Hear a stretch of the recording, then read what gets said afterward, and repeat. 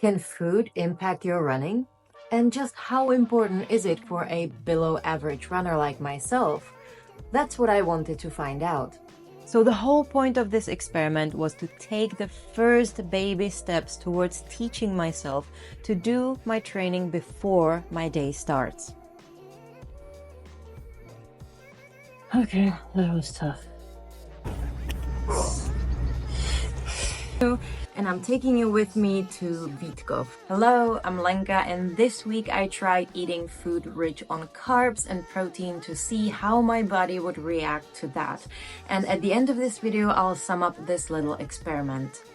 Disclaimer, I'm not a nutritionist, I'm just as clueless as you when it comes to food, so all of these experiments in this video are for entertainment purposes only. Okay? Thanks. So where do you find information about nutrition? I wanted to dig deep, so I channeled my inner scientist, and this is where I discovered social media. Wow. I'm joking, but I'm also not joking. While social media can be full of bad advice from well-meaning but unqualified people, if you use your critical thinking and you dig deep, you can actually find some pretty amazing content from reputable sources. And I'm going to be sharing my favorite ones through this video. The running channel actually inspired my little experiment.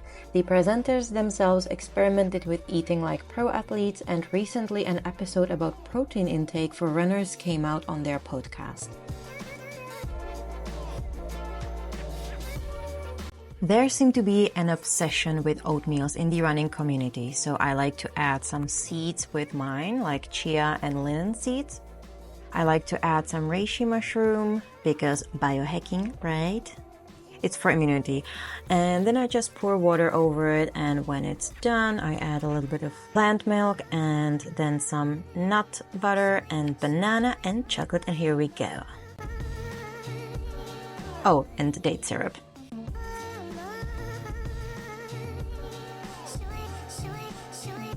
One thing that I do appreciate about the Runna workouts is that it's slightly different each time, different types of exercises.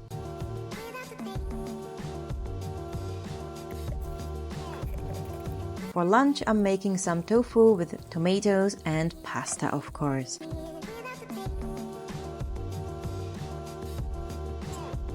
And for dessert, I'm having a cheeky collage.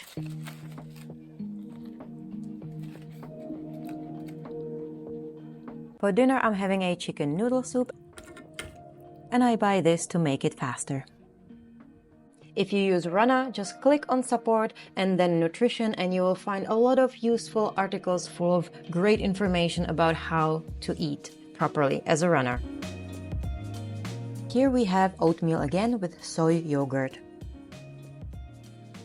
I have to admit, I'm not usually the type of person who enjoys a sweet breakfast. So the thought of oatmeal doesn't exactly excite me as a meal for breakfast. But all the pro athletes, including the GOAT, Kipchoge, eat oats. So I want to figure out how eating it on a regular basis is going to impact my runs. So far, I don't feel any different. I actually feel more energized if I have my usual eggs and bread and spinach for breakfast, but maybe there's something to it, and I would like to find out. Today, I'll be working on my running form.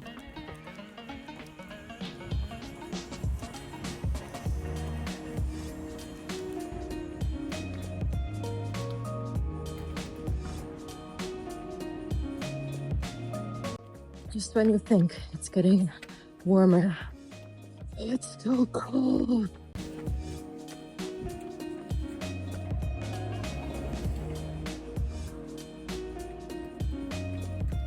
For lunch, I'm having some focaccia with hummus, some egg with cheese, and spinach and kimchi, of course. Yum!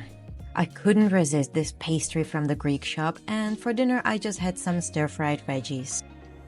The Huberman Lab is one of the most important podcasts about health and for a good reason. After one episode about alcohol, I became sober curious, even though I have never been much of a drinker. And based on his recommendation, I gave a shot to AG1 and it really improved my gut health and energy levels.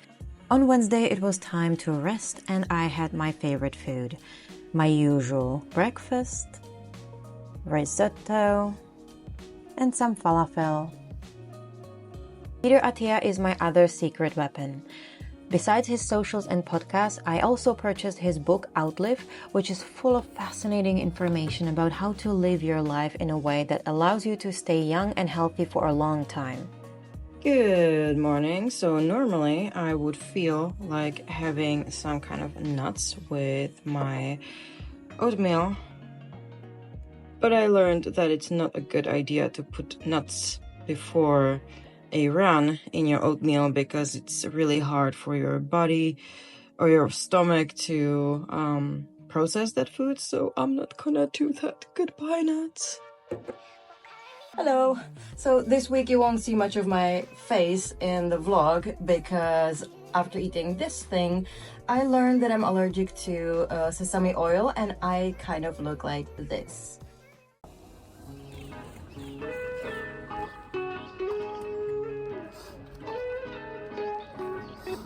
Honestly, today I'm too busy to think of anything creative to eat. We're going to start in a comfortable seated position today, so just join me here and cross that toes on your mats. I hate this thing. It hurts. But my physio said I have to do it a couple times a week. So I'm listening to the professional. For breakfast, I tried muesli instead of oatmeal. For lunch, I had Indian. And for change, for dinner, I had pasta.